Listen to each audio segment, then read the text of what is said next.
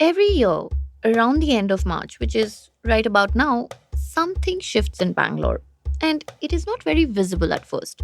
But if you pay attention, you will notice that the bore well in your building starts taking longer to fill the tank. And the water tanker that your apartment complex books starts arriving later than usual. And the price per tanker also goes up. By April, it's a full blown scramble. WhatsApp groups and housing societies light up. People start storing water in buckets, in drums, in whatever they have. Tanker operators, at least the good ones, and I mean the ones your neighbor swears by, start getting booked out days in advance. And then the summer passes, the rains come, and Bangalore exhales until the next year when the same cycle starts again. This has been the rhythm of the city for years now. If you hear people talking about it, just the annual condition of living in one of the world's fastest growing tech forward cities. But you know what makes Bangalore's water story stranger than it first appears? This is not one city with one water problem. It is actually three cities layered on top of each other, each with a completely different relationship to water. So you have the old city. These are the areas BWSSB or the Bangalore Water Supply and Sewerage Board has always served. Here, the pipes and connections already exist and water comes through. Maybe with some interruptions sometimes, but it comes. And then there is the new city, the IT corridor. These are apartment towers that went up in the 2000s and the 2010s. They added millions of residents in a span of a decade and never got a water connection. There was no infrastructure for supply. And then there's a third Bangalore that never gets the limelight. This one pays the most for water and gets the least. Our colleague Mutasim Khan found that families in these slums here pay around 400 rupees a month for water, which is almost double of the usual rate. And this on household incomes of 8,000 to 10,000 rupees. So, when the government decided it was finally going to fix Bangalore's water problem, as expected, it was a tech first solution. They launched an app called Sanchari Kaveri. GPS tracked tankers, BIS certified water, prices at a 40% discount. DK Shivakumar announced it himself. And the pitch was simple. We are going to bring order to this chaos and get rid of the tanker mafia.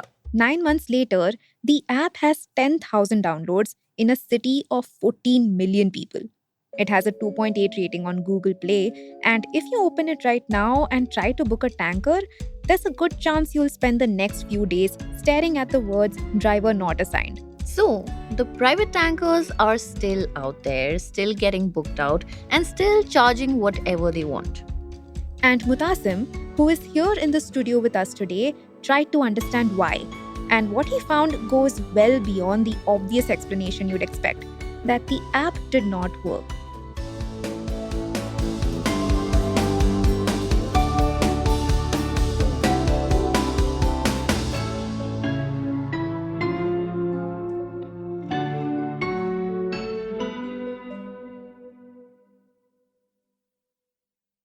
Hi, Mutasim. Thank you for joining us on Daybreak today. So, you did a very interesting story on Bangalore's water crisis and like the parallel economy that has come up with the tanker providers. So, my first question to you is this. So, we're both from Mumbai, so we both know that during the summers, especially, there's like a massive crisis of water. But there's something about the crisis in Bangalore that makes it unique. So, can you tell us a bit more about that? Sure, no problem. Hi, Rachel. Hi, Snigdha. Thank you for having me. Actually, the context for this is interesting, and I'll draw the comparison with Mumbai in a little bit. But first, a little bit about how I came to think of pursuing this story, because this is one of the more spontaneous sort of stories that came to me. I have recently moved to Bangalore. It's been just over a month, and I was at a friend's place in Bengaluru, and we had like ordered a lot of pizzas and had pretty heavy dinner, and I wanted to go to the restroom, but it turned out that for hours their restroom did not have any kind of running water. The kitchen did not have any kind of running water, and this came to me as a surprise, because I would have thought that, a city like Bangalore, especially around this IT corridor where you have a lot of these people working in corporates and tech living, I would have thought that, water supply wouldn't have been a problem there, but that was not actually true. So that is what first led me to look into, okay, ask the question, what is going on? Now, the comparison with Mumbai, actually, there is a bunch of things to it. And this is, I think, to contextualize this whole issue more, it's like a lot of interconnected structural things which go into making this water crisis the way it is today. But so one important comparison with Mumbai would be the topography of Bangalore, and the other aspect is also its history. So Bangalore, I think, was called the city of lakes. I think at least in the 20th century, it was a city sprawling with a lot of different water bodies. For those who want to see a more uh, a more visual account of this, can go to the story and check right at the end. We have added like a GIF tracking what happened to Bangalore's lakes. So these water bodies started drying up, partly because of this rapid construction spree that happened with tech parks and a lot of high rise residential complexes. Partly also they were paved over because you needed land for more construction. Now, that left Bangalore with Kaveri as its only source. And the topography works in a way that Bangalore is actually uphill from the Kaveri River. So, any way to transport water, be it trucks or be it pipelines, you require more force and hence more electricity to get that water up and running. So, that is, I think, something that sits at the center of what makes this water crisis unique to Bangalore compared to a city like Bombay or Delhi. Mutasam, there was this, your opening line of the story was so good. I'll just read it out for listeners. You said, Bangalore's water utility loses two things at a remarkable rate: water and money. That's such a great line. So, most people, when we talk about Bangalore's water issue, we think of it as a scarcity problem, right? Especially in summers, like we imagine, obviously, the lakes have dried up, so is the river. But through your reporting, you actually found out that was a very convenient answer, and it was not entirely true, right? Can you tell us a little bit about this? Exactly. So while scarcity is obviously a part of the problem, I found that there are a lot of other things at play as well. For example, Bangalore's water utility, which is called the BWSSB, there are a bunch of things going on there. One, unlike your typical water utilities with which other states have, it is not subsidized or paid for using the state's budget. It is supposed to be this standalone body that operates on a no profit, no loss model, and it earns its revenue through supplying water to consumers across the city. Now, with Bangalore growing so fast, BWSSB obviously couldn't catch up as fast in terms of laying pipelines to this outer corporate tech park corridor, like Bellandur or Sarjapur and these places. And so, what ended up happening was two things. One, the BWSSB, at least my investigation will appear to suggest, has a lot of inefficiencies, both in terms of its engineering and in terms of its management. If you look at its like the engineering, you see that even today, 1/3 of the water that BWSSB that enters into BWSSB's pipelines qualifies as non-revenue water, which means that this is water which either leaks through the pipes or which is stolen through illegal means, right? In fact, stage 5 was supposed to get about 400 million liters of water. Stage 5 Kaveri is this outer ring road Bellandur area, which we are talking about, the corporate corridor. But Bangalore's current water utility actually loses 550 million liters of water. So it is losing more water than it is supposed to supply to this stage 5 corridor. So again, partly that is one issue. The second is, like I said, it is not funded by the state, or at least not completely funded by the state. It's a very small portion that comes from the state budget. Much of it comes from this loan that BWSSB took from what is called the Japan Infrastructure Corporation. This is like a state infrastructure fund from Japan, and they've borrowed over 10,000 crores in the last decade or so. And they're borrowing, I think, 6,000 crores more for the next part of the project. This is just specifically for Bangalore and its water supply? Just specifically for Bangalore and its water supply. And so partly, if you just look at their finances, they are, like I said, they are running at a loss of about 80 crores a month, which has to do with all these things. Very high electricity costs. A lot of water is lost in terms of non-revenue water. and then they also have to repay This loan. this Right. loan that they've taken from Yeah. Japan. So it's a very tight situation from them, and I think that is where all the other implications that I've explored later in the article start coming Right. out of. So for all these IT corridors for which like the water supply was not set up, I'm since your article discusses like the the water tanker mafia, I'm guessing that was part of the that's what came in to fill that gap, right, of the supply. So can you tell us a little bit about this parallel economy that came up because of this shortage and crisis? Right. So there were a lot of people, like we said, who ended up settling down in this outer ring road area very rapidly. Right.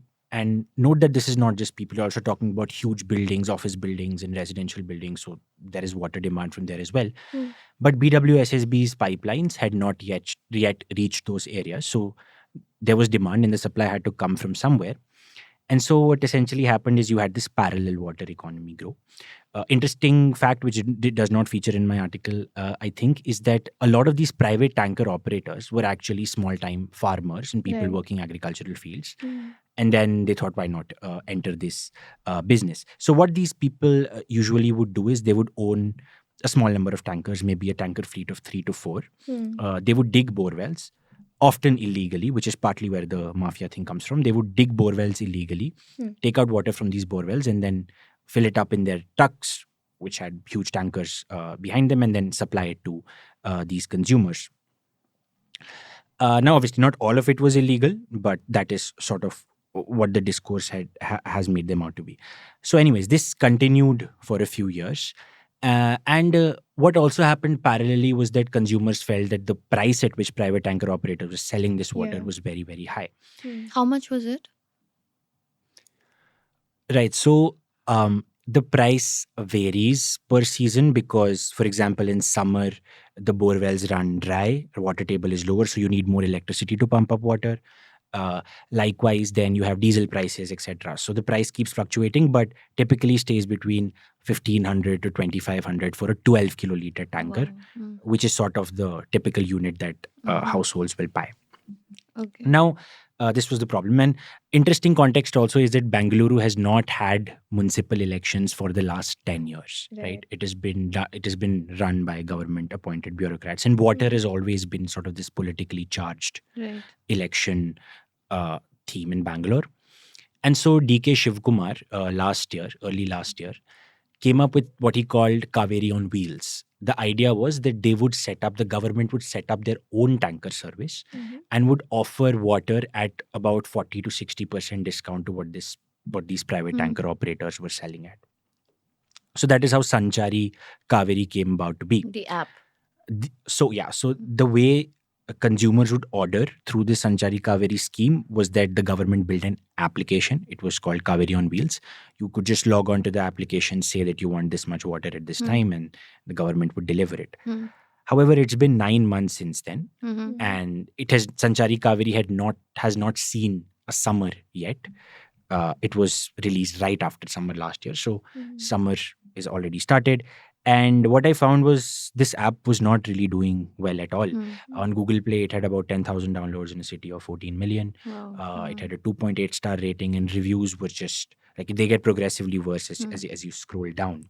Did you speak to any people who had downloaded this app about their experience of trying to get water through I it? did actually. I spoke to a resident welfare.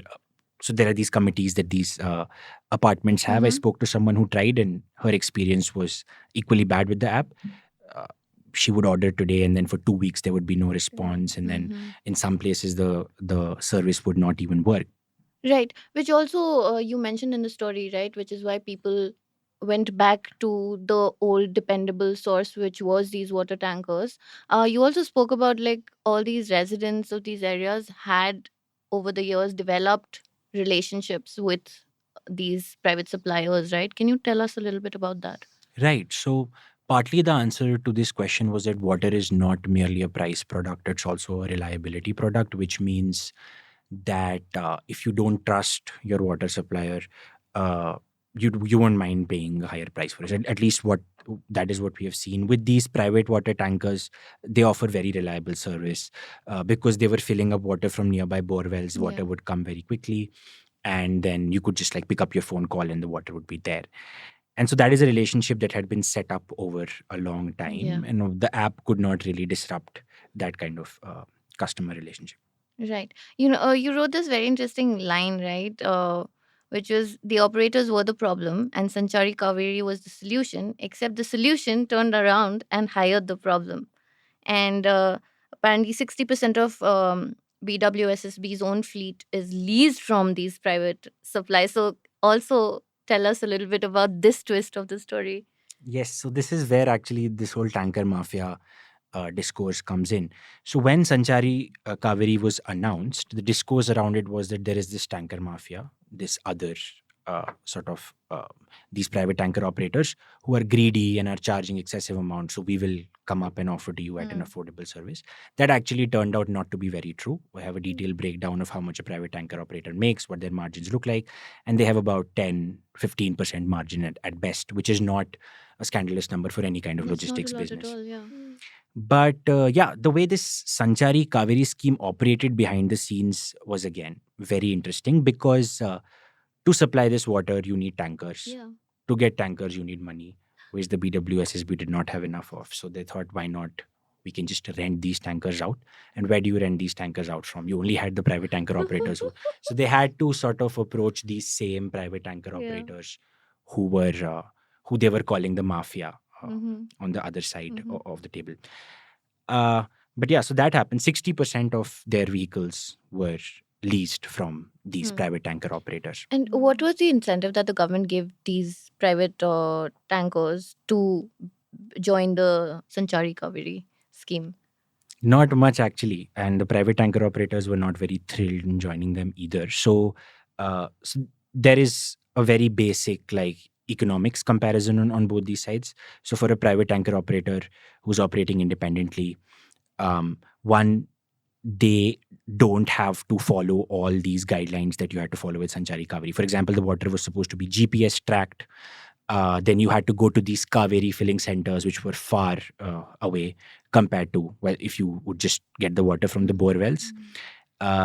So all in all, it was a much more like full of hassle experience for these tanker operators to just get this water. But even on the side of economics, whatever 15% margins they were making in their current business, they were not making nearly enough with if they just lease their truck, because they would get like a fixed amount of daily sort of rental fee, and that compared with like changing diesel costs. So they had much less control over their business. And in fact, a private tanker operator who I spoke with explicitly said that for him, whatever tankers he had leased out to the government were making a loss. So then the question is, why would then these tanker operators do it? And I mean, I found out that they were not very thrilled about it. In fact, these people got together, they unionized, they had these meetings, but the government sort of, like I said, it brought muscle to a market dispute, which is to say, is they started using other kinds of tactics. One, if you were a private tanker operator and you did not lease at least some of your fleet to the government, then they did these things where they threatened these private tanker operators with legal action. So a lot of these people won't have like proper documents or whatever. And so that was one threat. Then they were stopped at signals and there was checking. And so the government was trying to make their lives difficult. But even at these Kaveri filling stations, when a private tanker operator went, they had to pay a bribe to the officials there to get their truck first in line. Otherwise, they had to wait for hours. Which just means that you're losing more money, because you could have done, you could have supplied your private customers in that time period. Private tankers were not at all thrilled about this, which I think is a huge part of the reason of why it didn't work. So if a consumer is ordering water on this Sanchari Kaveri app, but you don't have private tanker operators and who are benefiting from this, that means you don't have supply on trucks, and that is part of the reason why the thing didn't work. Right.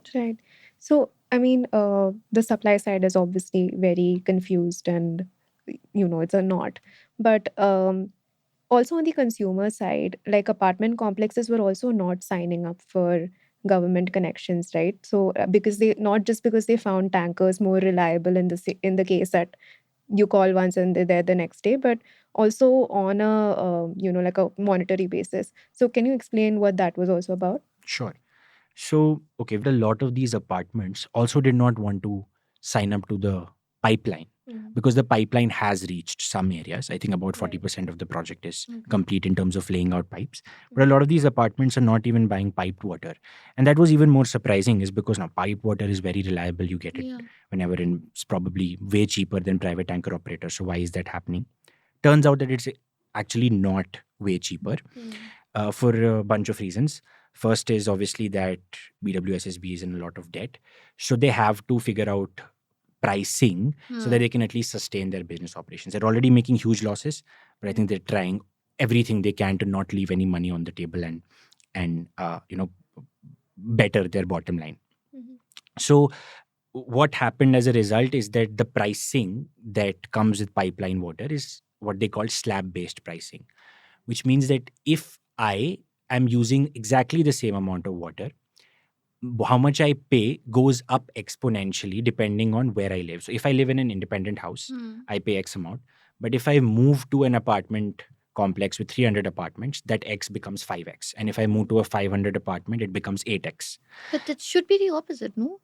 It should be the Yeah. opposite for two reasons.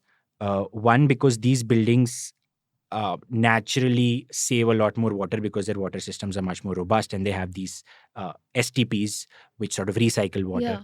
And second, for these buildings, the way they're built, you don't have to take the pipeline out to each flat. You can just have a pipeline connected to the main pipeline, and the building has already built the rest of the pipeline, Mm. Right, which is right. not the case with an independent house Correct. or a set of 300 independence Right. houses.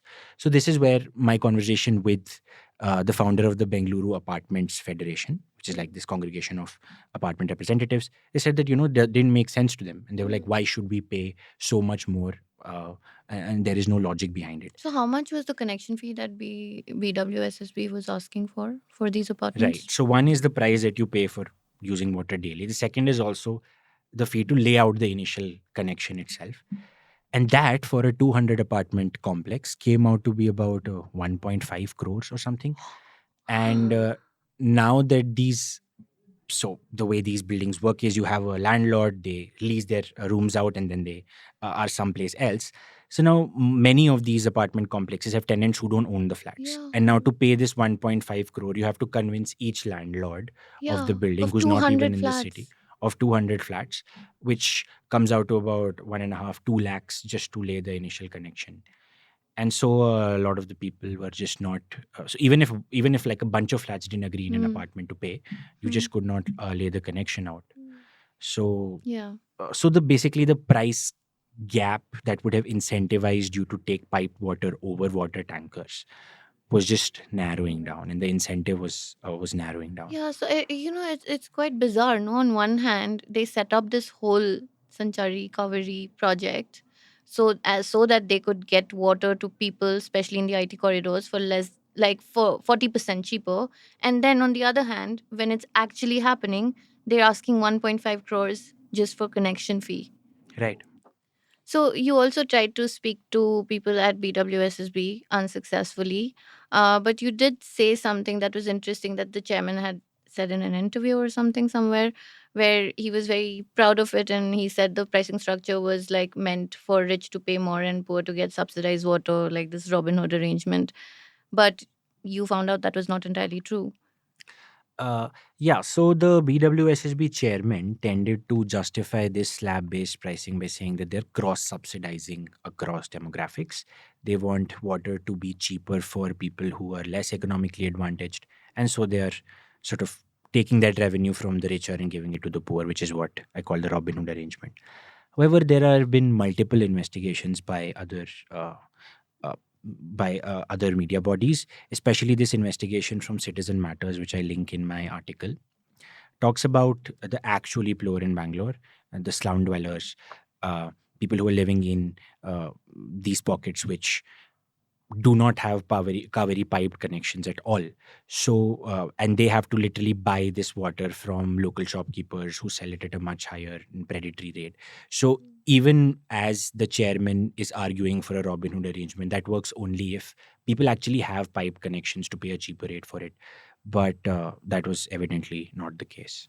So, based on your research and investigation, what do you think could be the way forward? Does an answer lie in perhaps another tech-based solution if it's not the app? Well, a tech-based solution in the form of an app is just an interface, right? I mean, Hmm. it is powered by whatever infrastructure is behind it.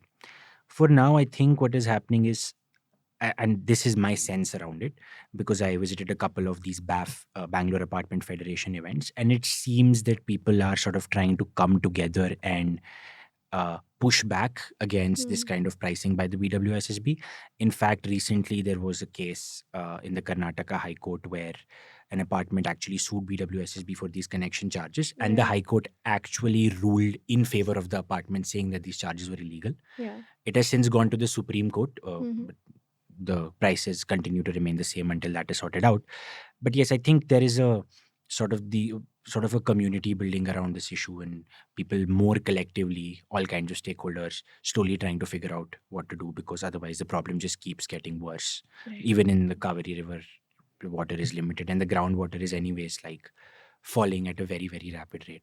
Right. So I did get the sense that it's a problem with a lot of urgency, Hmm. and people who are like immediately facing the problem on a day to day are increasingly feeling like, we have to come together and do something about it. So that might open up a few doors in the future. Do you have any advice for individual listeners? Like summer's almost here in Bangalore, which means this is happening again, Again, yeah. as always. So, what can we do till, because this is such a huge systemic problem that's going to take years in a country like ours. Yeah. So, what can we do at an individual level? I think, I mean, partly you could actually help in this kind of unionizing of apartments, where you're coming together, maybe from looking at your RWAs and seeing, okay, how can we join BAF in what it's doing? But partly, and something this is I have done on an individual level, is after this investigation, I'm much less careless about the water that I'm wasting. Hmm. So I think sort of a mixture of both of these things is something I would say. Right. Thank you so much, Madhusan, for finding time to talk Thank you to so much. us. Thank you. And Thank you. we're looking forward to your next story. Thank you so much.